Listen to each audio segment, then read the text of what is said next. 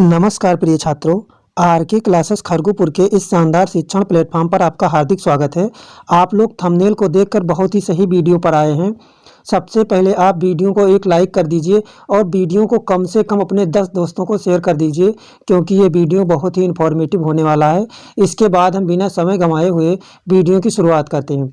तो आज के वीडियो में हम लोग यूपी बोर्ड की कक्षा 12 के लिए हिंदी में बहुत ही महत्वपूर्ण प्रश्न पत्र को सॉल्व करेंगे और उसके बारे में चर्चा करेंगे, जो यूपी बोर्ड परीक्षा 2024 की दृष्टि से बहुत ही महत्वपूर्ण है और ये बहुत ही ज़्यादा वायरल है। तो आज हम लोग इसी प्रश्न पत्र के बारे में चर्चा करेंगे और इसका सॉल्यूशन देखेंगे। हम लोग देखेंगे कि प्रश्न पत्र को किस प्रकार से सॉल्व करेंगे।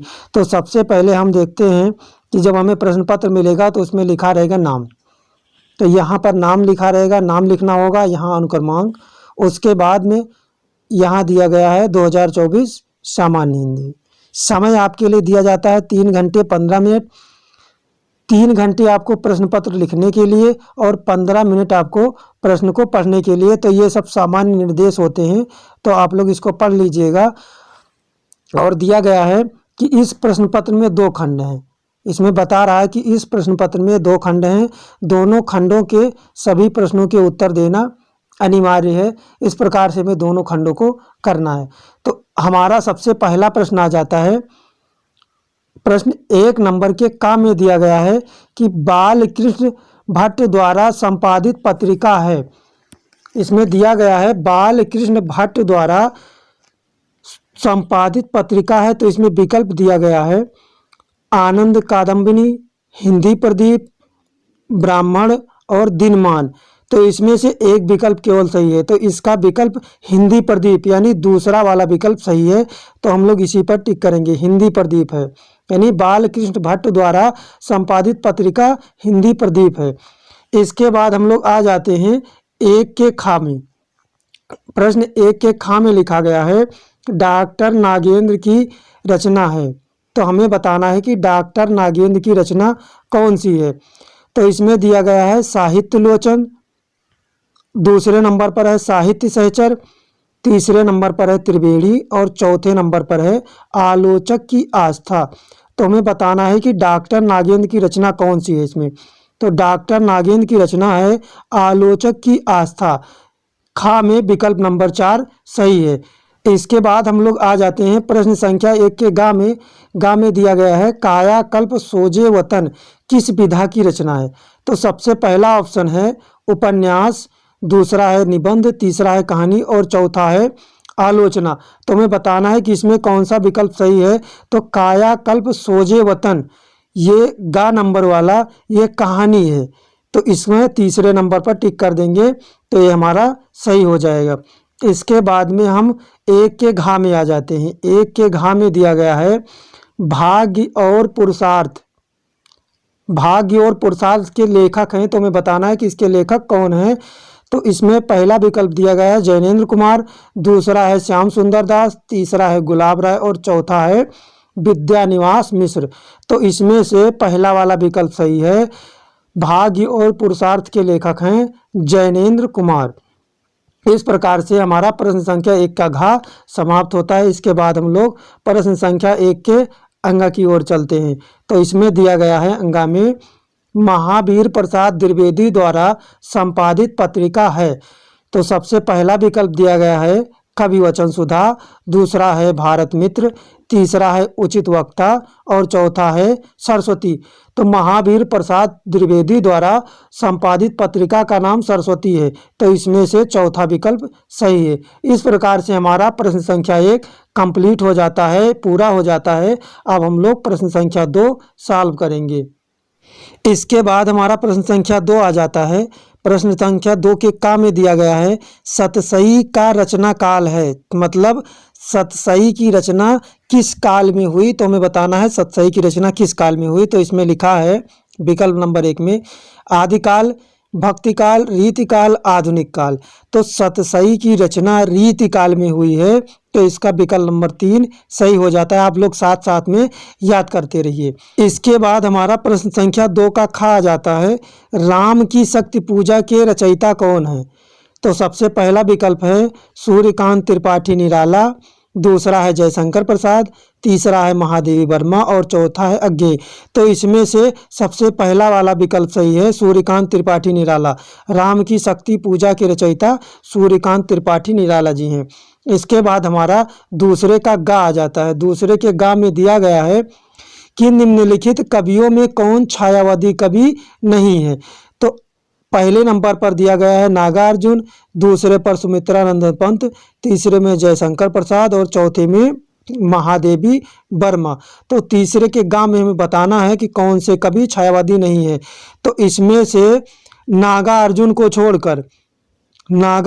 छोड़कर और सभी छायावादी हैं, यानी नागार्जुन जी छायावादी कवि नहीं हैं।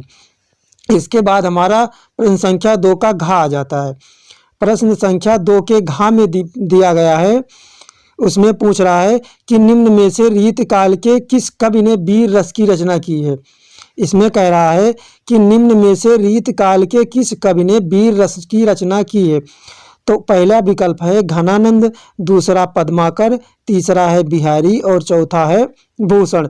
तो इसमें से भूषण कवि थे, उन्होंने वीर रस की रचना की है। इसके बाद हमारा प्रश्न संख्या 2 का अंगा आ जाता है। तो उसमें दिया गया है कि तार संपादक थे। तुम्हें बताना है कि तार सप्तक के संपादक कौन थे। तो यहाँ पर सबसे पहले नंबर पर अज्ञेय, दूसरे में धर्मवीर भारती, तीसरे में दिनकर और चौथे विकल्प में है गिरिजा कुमार माथुर। तो इसमें से कौन है तार सप्तक के संपादक। तो तार सप्तक के संपादक जो हैं वो अज्ञेय जी हैं। तो हमारा विकल्प नंबर पहला सही है। तो इस प्रकार से हमारा प्रश्न संख्या 2 समाप्त होता है। अब हम लोग प्रश्न संख्या 3 की ओर आगे बढ़ेंगे। हमारा प्रश्न संख्या 3 है, दिए गए गद्यांश पर आधारित निम्नलिखित प्रश्नों के उत्तर दीजिए। तो सबसे पहले हम इस गद्यांश को पढ़ेंगे, उसके बाद यहाँ के प्रश्नों का उत्तर देंगे। तो गद्यांश में दिया गया है, जन का प्रवाह अनंत होता है, सहस्रों वर्षों से भूमि के साथ राष्ट्रीय जन ने तादात्म्य प्राप्त किया है। जब तक सूर्य की रश्मियाँ नित्य प्रातःकाल भुवन को अमृत से भर देती हैं, तब तक राष्ट्रीय जन का जीवन भी अमर है।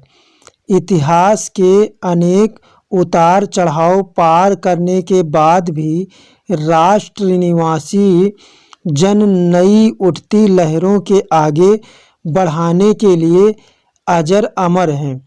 जन का सततवाही जीवन नदी के प्रवाह की तरह है, जिसमें कर्म और श्रम के द्वारा उत्थान के अनेक घाटों का निर्माण होता है। तो ये हमारा गद्यांश दिया गया है। इस गद्यांश को पढ़कर हमें इसका प्रश्न जो दिया गया है प्रश्नों का उत्तर देना है। तो इसमें हमें कुछ प्रश्न दिए गए हैं। पहला है, पाठ का शीर्षक और लेखक का नाम लिखिए। दूसरा प्रश्न है, जन का प्रवाह का आशय लिखिए।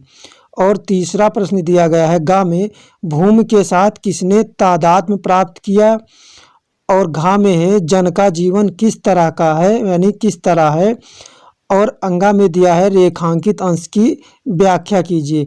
तो इस प्रकार से हमें 5 प्रश्नों के उत्तर देने हैं।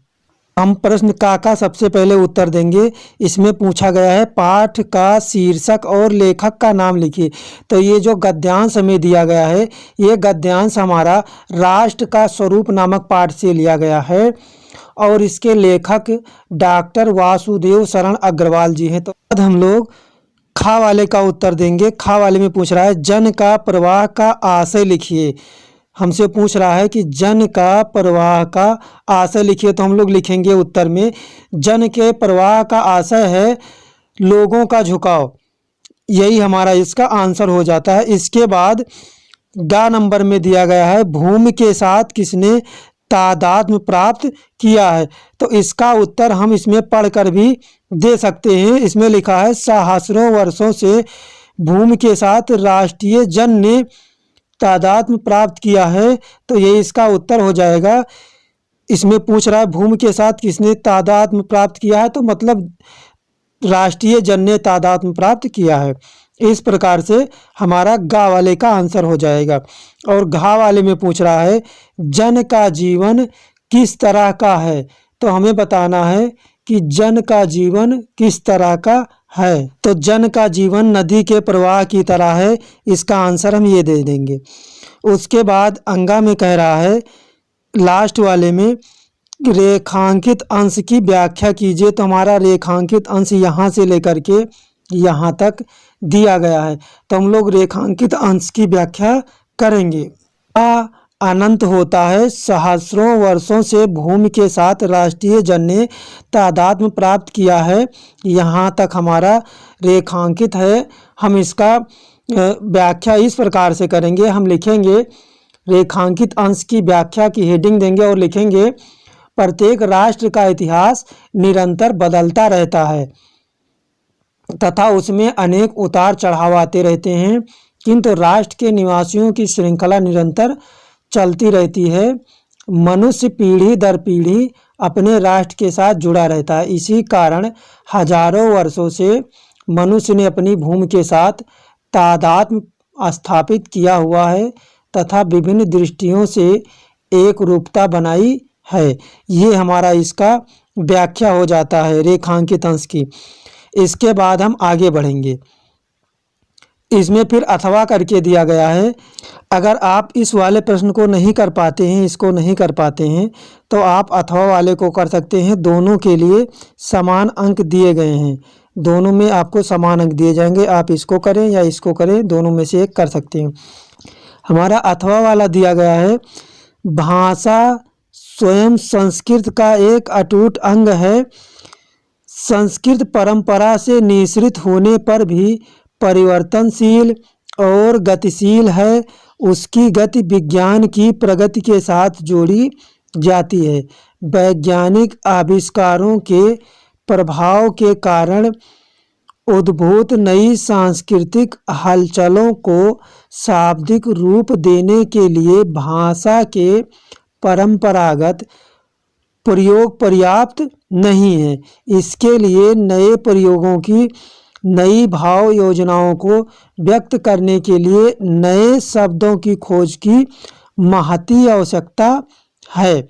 इस प्रकार से हमारा ये गद्यांश दिया गया है और इसमें हमसे प्रश्न पूछ रहा है पाठ का शीर्षक एवं लेखक का नाम लिखिए। उसके बाद कह रहा है भाषा किसका अटूट अंग है, और गा वाले में पूछ रहा है किसकी गति विज्ञान की प्रगति के साथ जोड़ी जाती है, ये वाला।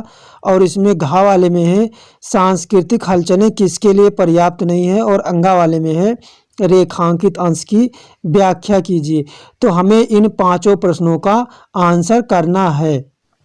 सबसे पहला प्रश्न है पाठ का शीर्षक एवं लेखक का नाम लिखिए। तो ये हमारा जो गद्यांश दिया गया है, ये हमारा गद्यांश भाषा और आधुनिकता पाठ से लिया गया है, और ये जो लिखा है जिन्होंने, उनका नाम प्रोफेसर जी सुंदर रेड्डी है। तो इसका हम शीर्षक इस प्रकार से लिखेंगे, हम लिखेंगे शीर्षक में प्रस्तुत गद्यांश प्रोफेसर जी सुंदर रेड्डी द्वारा लिखित भाषा की आधुनिकता नामक निबंध से उद्धृत है। इस प्रकार से हमारा का वाला आंसर हो जाता है। अब खा वाले में पूछा गया है भाषा किसका अटूट अंग है, तो हमें इसका आंसर देना है। यहाँ सबसे पहले ही लिखा है भाषा स्वयं संस्कृति का एक अटूट अंग है। तो भाषा किसका अटूट अंग है, तो हम बोल देंगे, लिख देंगे हम कि भाषा संस्कृत का अटूट अंग है। उसके बाद गा वाले में पूछ रहा है किसकी गति विज्ञान की गति के साथ या विज्ञान की प्रगति के साथ जोड़ी जाती है। तो यहाँ पर दिया गया है उसकी गति विज्ञान की प्रगति के साथ जोड़ी जाती है, मतलब संस्कृत की। तो इसका आंसर हो जाएगा संस्कृत की गति विज्ञान की प्रगति के साथ जोड़ी जाती है। गा के बाद हमारा घा वाला है सांस्कृतिक हलचलें किसके लिए पर्याप्त नहीं है, तो हम इसका आंसर देंगे सांस्कृतिक हलचलें भाषा के परंपरागत प्रयोग के लिए पर्याप्त नहीं है। अब कह रहा है अंगा में रेखांकित अंश की व्याख्या कीजिए।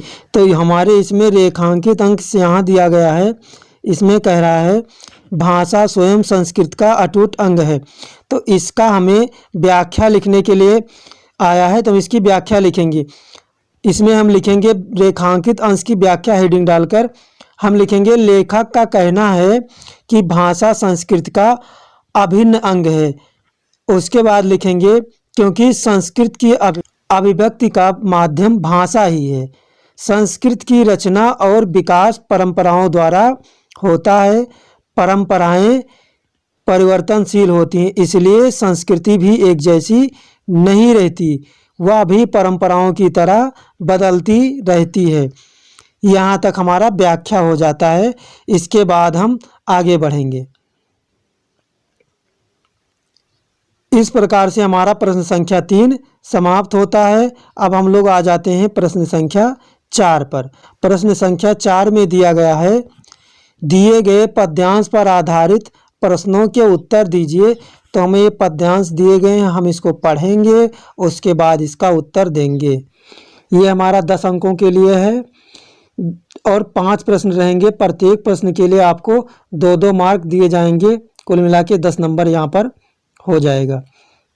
तो हम इस पद्यांश को पढ़ेंगे। पद्यांश में दिया गया है, दुख की पिछली रजनी बीच विकसता सुख का नवल प्रभात, एक पर्दा या झीना नील छिपाए है जिसमें सुखगात, जिसे तुम समझते हो अभिशाप जगत की ज्वालाओं का मूल, ईश का वह रहस्य वरदान। उसके बाद थोड़ा और आगे हम चलेंगे तो यहाँ पर लिखा हुआ है, कभी मत जाओ इसको भूल, कभी मत जाओ इसको भूल, ये दिया गया है। तो इसका हमें व्याख्या करना है और इसका शीर्षक बताना है, प्रश्नों का उत्तर देना है। तो हम लोग इसके प्रश्नों को पढ़ते हैं। इसमें सबसे पहले पूछ रहा है कि कवि और कविता का नाम लिखिए। तो ये जो हमारा कविता लिया गया है, इसके जो रचनाकार हैं वह जयशंकर प्रसाद जी हैं। इसके रचनाकार कौन हैं? जयशंकर प्रसाद जी हैं। तो इसका हम संदर्भ लिखते हैं, इस प्रकार से लिखेंगे कि प्रस्तुत पद्यांश के कवि जयशंकर प्रसाद और इस कविता का नाम क्या है? श्रद्धा मनु है। इस कविता का नाम क्या है?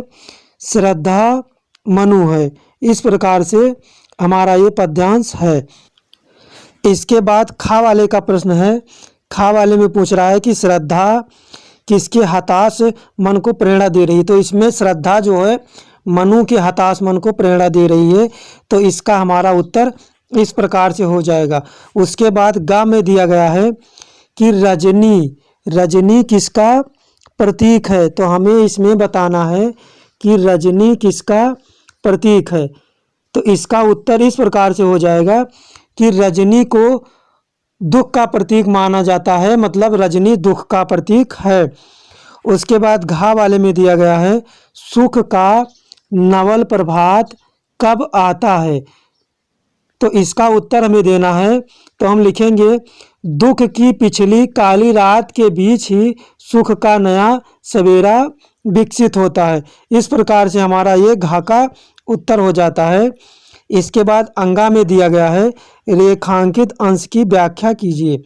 तो इसमें रेखांकित अंश को हम देखेंगे, दुख की पिछली रजनी बीच विकसता सुख का नवल प्रभात, यही हमारा रेखांकित अंश दिया गया है। व्याख्या करना है तो इसके व्याख्या में हम लिखेंगे, हेडिंग डालेंगे रेखांकित अंश की व्याख्या। उसके बाद हम लिखेंगे, इसमें जो है श्रद्धा मनु को समझाती हुई कहती हैं कि जिस प्रकार रात्रि के अंतिम पहर समाप्त होने पर नवीन प्रभात का उदय होता है, उसी प्रकार दुख के अंतिम क्षण बीतते ही सुबह सुख स्वतः समीप आ जाएगा।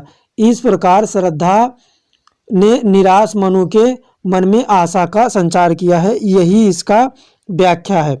इसके बाद हम आगे बढ़ेंगे तो यहाँ पर दिया गया है अथवा वाला। तो आप ऊपर वाले का करें या अथवा वाले का करें, दोनों में से एक को ही करना रहेगा, दोनों नहीं करना रहेगा। तो इसमें दिया गया है, सुख खोजने आते सब आए तुम करने सत्य खोज, जग की मिट्टी के पुतले जन तुम आत्मा के मन के मनोज, जड़ता हिंसा स्पर्धा में भर चेतना अहिंसा नम्र ओज, पशुता का पंकज बना दिया तुमने मानवता का सरोज। इस प्रकार से हमारा ये पद्यांश दिया गया है। और इसमें पूछ रहा है कि कवि और कविता का शीर्षक लिखिए। इसमें हमसे क्वेश्चन पूछ रहा है कि कवि और कविता का शीर्षक लिखिए, तो इसमें हम कवि और कविता का शीर्षक लिखेंगे। ये जो हमारा पद्यांश है इसमें हम लिखेंगे, पद्यांश का शीर्षक है बापू के प्रति। इसका हमारा शीर्षक है बापू के प्रति, और इसके रचयिता कौन है? मैथिली शरण गुप्त जी। इसके रचयिता है मैथिली शरण गुप्त जी। इस प्रकार से हमारा ये का वाला आंसर हो जाता है। अब खा वाले में है, मानव नश्वर संसार में आकर किसकी खोज करता है? तो मानव नश्वर संसार में आकर सुख की खोज करता है। इस दुनिया में जो लोग आते हैं वो सब सुख की खोज करते हैं। उसके बाद में गा वाले में प्रश्न पूछ रहा है, इसमें कह रहा है कि मनुष्य क्या है? तो मनुष्य क्या है, इसका आंसर हो जाएगा मनुष्य एक नश्वर प्राणी है। उसके बाद घा नंबर पर आ जाता है। घा नंबर में पूछा गया है, सत्य की खोज कौन करने आया? तो हमें बताना है कि सत्य की खोज कौन करने आया। तो इसमें हम लिखेंगे पंत जी के अनुसार। पंत जी के अनुसार महात्मा गांधी इस धरती पर सत्य की खोज करने आए थे। यहाँ तक हमारा घा का आंसर हो जाता है। इसके बाद अंगा में है, रेखांकित पंक्ति की व्याख्या कीजिए। तो इसमें रेखांकित पंक्ति दिया गया है, पशुता का पंकज से, यहाँ पर है पशुता का पंकज बना दिया, यहाँ से लेकर के यहाँ तक। तो हम इसकी व्याख्या करेंगे। हम व्याख्या की हेडिंग डालेंगे। उसके बाद लिखेंगे, बापू ने मानव समाज में व्याप्त वर्ग भेद, जाति भेद, हिंसा आदि की कीचड़ में उत्पन्न कमल को सत्य, अहिंसा, त्याग और मानवता रूपी स्वच्छ सरोवर में कमल के समान बना दिया था। तो ये हमारा इसका व्याख्या हो जाता है। इस प्रकार से हमारा ये प्रश्न समाप्त होता है। इसके बाद हम लोग आ जाते हैं प्रश्न संख्या 5 पर। प्रश्न संख्या 5 में दिया गया है, निम्नलिखित में से किसी एक लेखक का साहित्यिक परिचय देते हुए उनकी कृतियों का उल्लेख कीजिए। तो ये हमारा 5 अंकों के लिए पूछा जाता है। साहित्यिक परिचय लिखने के लिए आपको 3 अंक और उनकी कृतियां लिखने पर आपको 2 अंक, यानी कुल मिलाकर 5 अंक प्रदान किए जाते हैं। और साहित्यिक परिचय आपको 80 शब्दों में लगभग लिखना रहेगा। तो इसमें दिया गया है डॉक्टर हजारी प्रसाद, प्रोफेसर जी सुंदर रेड्डी और डॉक्टर अब्दुल कलाम। तो इन सभी लोगों का जीवन परिचय हमने चैनल पर अपलोड कर दिया है और मैं डिस्क्रिप्शन में इसका लिंक दे दूंगा, आप लोग इसको देख लीजिएगा। इसके बाद खा वाले में आ जाते हैं। खा वाले में दिया गया है कवि परिचय।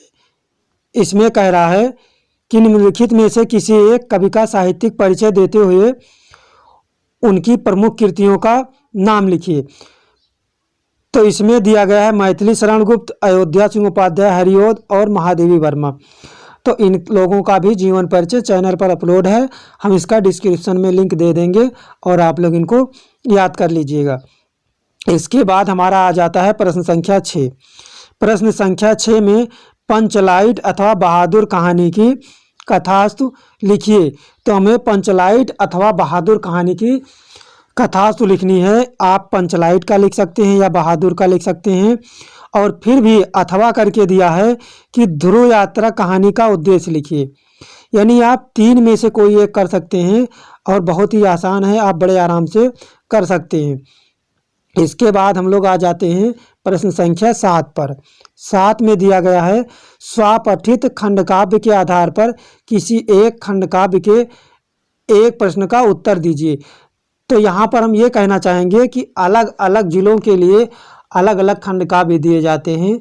तो सभी लोग अपने अपने ज़िले के खंडकाव्य को सॉल्व करेंगे, जिनमें से प्रत्येक प्रश्न पर आपको यानी एक ही प्रश्न करना रहेगा, उसके लिए आपको 5 अंक प्रदान किए जाएंगे। इस प्रकार से हम 7वें प्रश्न को करेंगे। हम किसी वीडियो में आपको खंडकाव्य भी लिखना बता देंगे, क्योंकि अगर हम इसमें खंडकाव्य लिखेंगे और सभी जिलों के लिए खंडकाव्य लिखेंगे तो हमारा वीडियो बहुत ही लंबा हो जाएगा।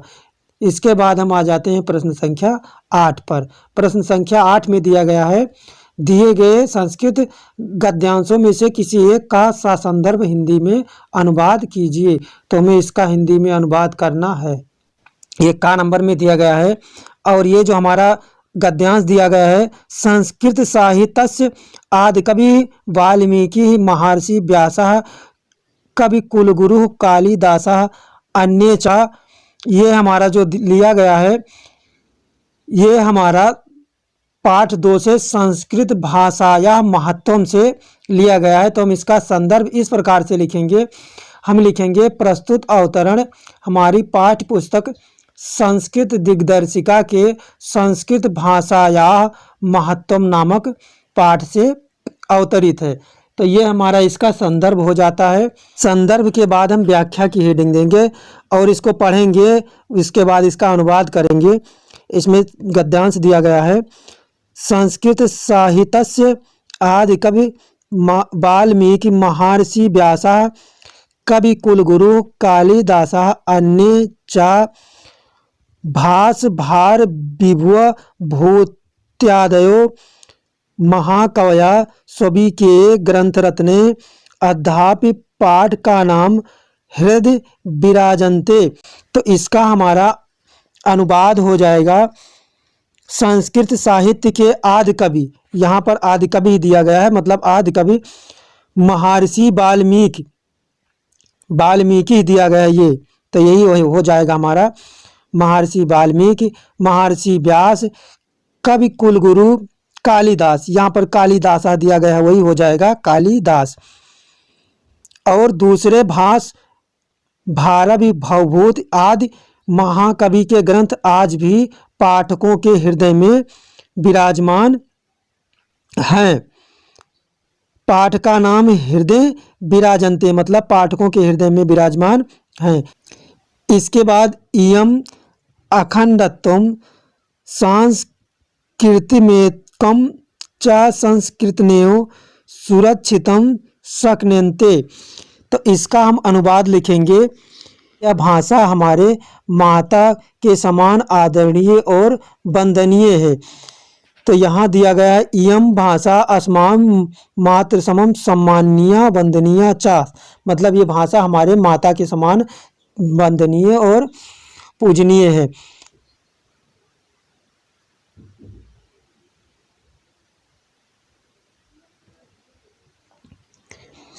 उसके बाद हम लिखेंगे, क्योंकि भारत माता की स्वतंत्रता, गौरव, अखंडता और राष्ट्रीयता, सांस्कृतिक एकता संस्कृत से ही सुरक्षित रखी जा सकती है। तो ये हमारा यहाँ तक हो जाता है। संस्कृत ने सुरक्षितम शक्यते, मतलब सुरक्षित रखी जा सकती है। इसके बाद है, इयम संस्कृत भाषा सर्वासु भाषासु प्राचीनतमा श्रेष्ठा च अस्ति, मतलब ये हमारी जो संस्कृत भाषा है ये सबसे प्राचीन और सबसे श्रेष्ठ भाषा है। इस प्रकार से हमारा प्रश्न संख्या 8 का हो जाता है। आप इसको करिए या इसको करिए, दोनों में से आपको एक को ही करना है, तो आप दोनों में से एक को कर लीजिए। इसके बाद हमारा 8 के खा में दिया गया है, विद्या विवादाय धनम मदाय शक्ति परेशान परिपीडनाय खलस्य साधो विपरीत तज्ञानाय दानाय च रक्षणाय, मतलब ये जो हमारा पद दिया गया, श्लोक दिया गया है, खा में कह रहा है दिए गए संस्कृत श्लोक में से किसी एक का संदर्भ हिंदी में अनुवाद कीजिए। तो हमें इसका संदर्भ लिखना है और हिंदी में अनुवाद करना है।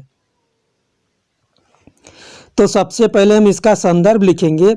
इसके संदर्भ में हम लिखेंगे, यह श्लोक संस्कृत दिग्दर्शिका के सुभाषित रत्नानि शीर्षक पाठ से उद्धृत है।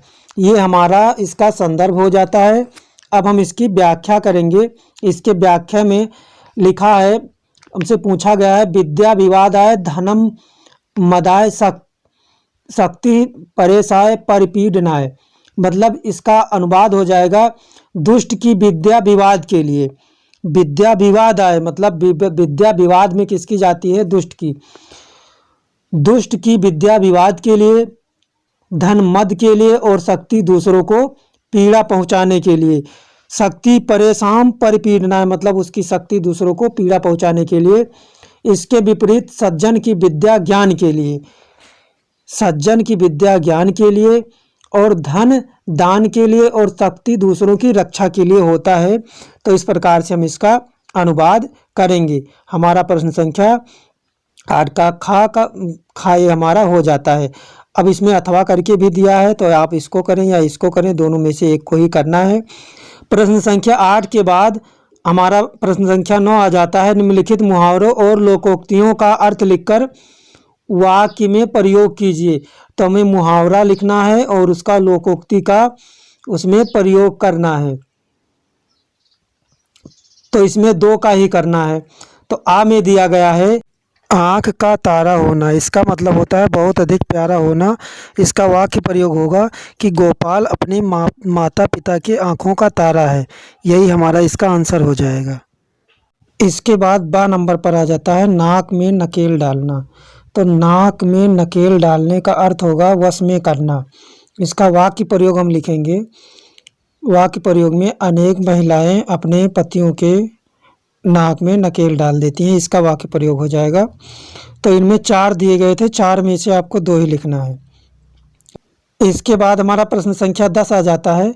अपठित गद्यांश पर आधारित निम्नलिखित प्रश्नों के उत्तर दीजिए। तो हमें गद्यांश दिया गया है, गद्यांश को पढ़कर हमें इसका उत्तर देना है।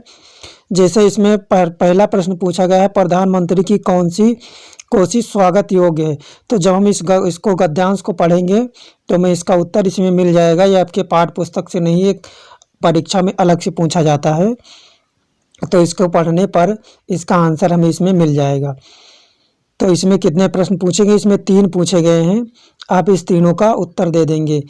यदि आप इसका नहीं कर पा रहे हैं तो या इस वाले को कर देंगे। 2 दिया गया है, 2 में से 1 को करना है।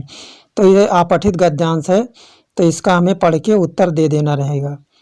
उसके बाद में हम आ जाते हैं प्रश्न संख्या 11 पर। प्रश्न संख्या 11 को हम हल करेंगे। प्रश्न संख्या 11 के का में दिया गया है निम्नलिखित शब्द युग्मों का सही अर्थ चयन करके लिखिए। तो इसमें शब्द युग्म दिए गए हैं श्रवण और श्रमण, ये 2 दिए गए हैं युग्म। तो इनका हमें जोड़ा तलाशना है कि इसमें से कौन सा है। तो आ में दिया गया है पाप और पुण्य, बा में दिया गया है सज्जन और दुर्जन, दा में दिया गया है कान और भिक्षु, और सा में दिया गया है सावन और परिश्रमी। तो इसका दा विकल्प सही है। इसके बाद दूसरे नंबर पर है अंश और अंश, ये दोनों दिया गया है। इसमें पूछ रहा है कौन सा विकल्प सही है। तो आ में है अंकुर और हिस्सा, बा में है हिस्सा और अंकुर, और सा में है कंधा और हिस्सा, और दा में हिस्सा और कंधा। तो इसमें से हमारा सा वाला विकल्प सही है, कंधा और हिस्सा। इसके बाद हमारा प्रश्न संख्या 11 का खा आ जाता है। प्रश्न संख्या 11 का खा आ जाता है। 11 के खा में कह रहा है कि निम्नलिखित शब्दों में से किसी एक शब्द के 2-2 अर्थ लिखिए। तो यहाँ पर दिया गया अंबर, अंबर शब्द के 2 अर्थ लिखना है। तो इसका 2 अर्थ हो जाएगा, एक हो जाएगा आकाश और दूसरा हो जाएगा वस्त्र। इनमें से 3 दिए गए हैं, एक ही लिखना है। और चपला दिया गया है, तो चपला का अर्थ हो जाएगा बिजली और लक्ष्मी। और तीसरा दिया गया है जड़, तो जड़ का 2 अर्थ हो जाएगा, एक हो जाएगा कारण और दूसरा हो जाएगा मूर्ख। तो इस प्रकार से प्रश्न संख्या 11 का खा समाप्त होता है। अब हम लोग गा वाले को करेंगे। ये हमारा 11 का खा था। अब हम लोग 11 के गा वाले को करेंगे। इसमें दिया गया है निम्नलिखित वाक्यांशों के लिए एक शब्द का चयन करके लिखिए। मतलब अनेक शब्द इसमें दिए गए हैं, उसके एक शब्द में लिखने हैं। तो सबसे पहले नंबर पर है अनुकरण करने योग्य। तो ए में है अनुकरणीय, बी में है अमर, सी में अजर और डी में अक्षय। तो अनुकरण करने योग्य क्या होता है? अनुकरणीय। इसके बाद दूसरे में दिया गया है वन में रहने वाला। तो वन में रहने वाला ए विकल्प है वनवासी, बी है नगरीय, सी है ग्रामीण, डी है पहाड़ी। तो वन में रहने वाला वनवासी होता है। इस प्रकार से हमारा प्रश्न संख्या 11 का गा समाप्त होता है। इसके बाद में यहाँ पर दिया गया है निम्नलिखित में से किन्हीं 2 वाक्यों को शुद्ध करके लिखिए। तो पहला दिया गया है महादेवी वर्मा विद्वान कवित्री थी। तो महादेवी वर्मा विद्वान कवित्री थी, इसमें कह रहा है कि क्या अशुद्ध है, इसको शुद्ध करके लिखना है। तो सबसे पहली बात कि मतलब महिलाओं के लिए विद्वान नहीं विदुषी लिखा जाता है। विदुषी और कवियत्री नहीं कवियत्री होता है। तो यहाँ पे लिख देंगे महादेवी वर्मा। विदुषी कवित्री थी।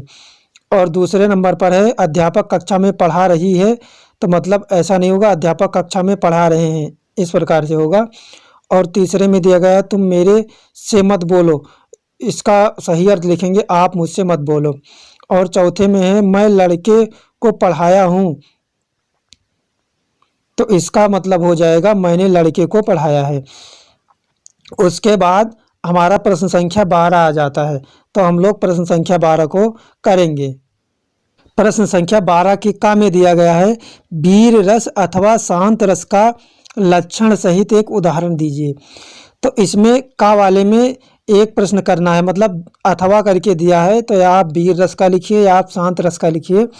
तो यदि आप वीर रस का लिखना चाहते हैं तो आप वीर रस का लिखिए, या शांत का लिखना चाहते हैं तो शांत का लिख सकते हैं। तो हम वीर रस का उदाहरण बता रहे हैं आपको, पहले इसका लक्षण बता रहे हैं। तो उत्साह लिखेंगे यहाँ पर, उत्साह नामक अस्थाई भाव जब विभाव अनुभव और संचारी भाव के संयोग से रस की दशा को प्राप्त करता है तो वहाँ पर वीर रस हो जाता है। तो ये हमारा इसका लक्षण हो जाता है। थोड़ा और आगे हम लिखेंगे भरत मुनि के अनुसार श्रृंगार रस रौद्र और भीषण रसों की भांति वीर रस भी मूल रस हैं। साहित्य शास्त्र के अनुसार 4 प्रकार के वीर रस माने गए हैं। पहला है युद्ध वीर, दूसरा है दान वीर, तीसरा है दया वीर, चौथा है धर्म वीर। और इसका अगर हम अस्थाई भाव लिखना चाहते हैं तो अस्थाई भाव भी लिख सकते हैं। वीर रस का अस्थाई भाव होता है उत्साह, आलंबन इसका होता है शत्रु, और उद्दीपन विभाव होता है शत्रु की चुनौती, और अनुभाव इसका होता है आश्रय के अंगों का फड़कना, और आश्रय इसमें नायक होता है, और संचारी भाव इसमें स्मृति धृति अकर्म विवर्त ये सब इसके संचारी भाव होते हैं। अब इसमें कह रहा है इसका उदाहरण दीजिए, तो हम इसका उदाहरण देंगे। उदाहरण में हम लिखेंगे मंगल सगुन होहि सब काहू, फरकहि सुखद बिलोचन बाहू, भरतहि साहस समाज उछाहू, मिलहि राम मिटहि दुख दाहू। तो ये हमारा इसका एक उदाहरण हो जाता है। हमारा वीर रस इस प्रकार से समाप्त होता है। यदि आप शांत रस का लिखना चाहते हैं तो आप शांत रस का लिख सकते हैं। इसके बाद प्रश्न संख्या 12 का खा आ जाता है श्लेष अलंकार अथवा रूपक अलंकार की परिभाषा लिखते हुए एक उदाहरण लिखिए। तो आप या तो श्लेष अलंकार का उदाहरण लिखिए या परिभाषा लिखिए, या फिर रूपक का, आप दोनों में से एक का लिख सकते हैं। तो हम दोनों को आपको बता दे रहे हैं। श्लेष अलंकार का सबसे पहले अगर हम परिभाषा लिखना चाहें तो उसमें लिखेंगे जहाँ काव्य में कोई शब्द एक ही बार प्रयोग हो और उसके एक से अधिक अर्थ हो तो वहाँ पर श्लेष अलंकार होता है। जैसे इसका हम उदाहरण देते हैं, तुम कौन धो पाठी पढ़ो हों कहो मन लेओ पै देओ छटांक नाही।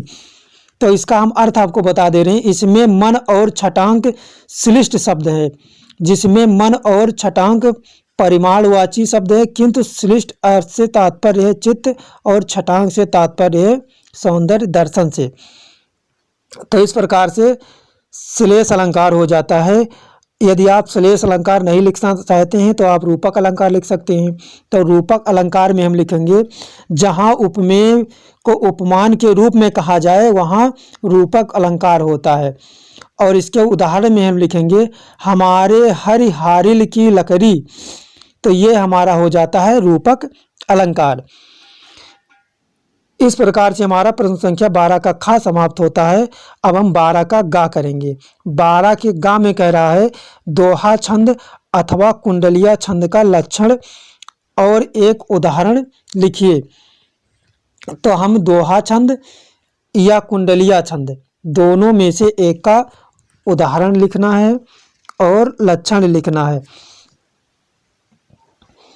हम दोहा की परिभाषा इस प्रकार से लिखेंगे। हम लिखेंगे यह अर्ध समात्रिक छंद है, इसमें 4 चरण होते हैं। पहले और तीसरे चरण में 13-13 मात्राएं होती हैं। पहले और तीसरे चरण में 13-13 मात्राएं, दूसरे और चौथे चरण में 11-11 मात्राएं होती हैं तथा इनमें तुक मिलते हैं।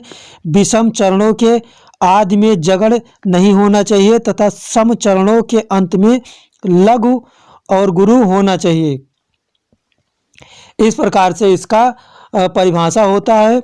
और इसके उदाहरण में हम लिखेंगे, भरत ही होय न राज मधु, विधि हरि हर पद पाए, कबहों की कांच सिकरनी, क्षीर सिंधु बिन जाए। तो इसमें प्रथम चरण में और तृतीय चरण में 13-13 मात्राएं हैं और द्वितीय और चतुर्थ चरण में 11-11 मात्राएं हैं। ये हमारा रामचरितमानस से लिया गया, तुलसीदास जी ने इसको लिखा है। इसके बाद अगर आप कुंडलियाँ लिखना चाहते हैं तो आप कुंडलियाँ लिख सकते हैं। इसके बाद प्रश्न संख्या 13 आ जाता है। 13 में कह रहा है कि छात्रवृत्ति हेतु बैंक में खाता खोलने के लिए बैंक अधिकारी को एक आवेदन पत्र लिखिए, अथवा अपने गांव की सफाई हेतु संबंधित अधिकारी को एक पत्र लिखिए। तो हम लोग इसका एक पत्र लिखेंगे, या आप छात्रवृत्ति वाले लिख सकते हैं बैंक में खाता खोलने के लिए, या आप सफाई से संबंधित। इसके बाद प्रश्न संख्या 14 में दिया गया है, निम्नलिखित विषयों में से किसी एक विषय पर अपनी भाषा शैली में निबंध लिखिए। तो का में है बाढ़ की समस्या, कारण और निवारण। खा में है स्वच्छता अभियान, जन जन का कल्याण। गा में है आरक्षण वरदान व्यवस्था, मतलब आरक्षण व्यवस्था वरदान या अभिशाप। और घा में दिया गया है साहित्य लोक मंगल की भावना। और अंगा में दिया गया है कृषक का यथार्थ स्वरूप। तो यानी इनमें हमें किसी एक विषय पर निबंध लिखना है, जिसके लिए हमें 9 अंक दिए जाएंगे। तो आप लोग अपने हिसाब से इस पर एक निबंध लिख लीजिएगा, क्योंकि यदि हम इस वीडियो में निबंध लिखकर बताएंगे तो वीडियो बहुत ही लंबा हो जाएगा। हम किसी दूसरे वीडियो में आपको निबंध लिखना बता देंगे। तो इस प्रकार से हमारा ये प्रश्न पत्र समाप्त होता है। और ये प्रश्न पत्र जो हमने सॉल्व किया है यूपी बोर्ड परीक्षा 2024 की दृष्टि से बहुत ही महत्वपूर्ण है, ये वेरी इंपॉर्टेंट है। आप लोग इसको देख लीजिएगा और एक बार याद कर लीजिएगा, जिससे आप बोर्ड परीक्षा में अच्छा से अच्छा अंक प्राप्त कर सकें। यह वीडियो आपके लिए बहुत ही इन्फॉर्मेटिव है, आप अपने दोस्तों को भी शेयर कर दीजिएगा। इसके बाद हम आपसे मिलते हैं नेक्स्ट वीडियो में, तब तक के लिए आप सभी को प्यार भरा नमस्कार, धन्यवाद।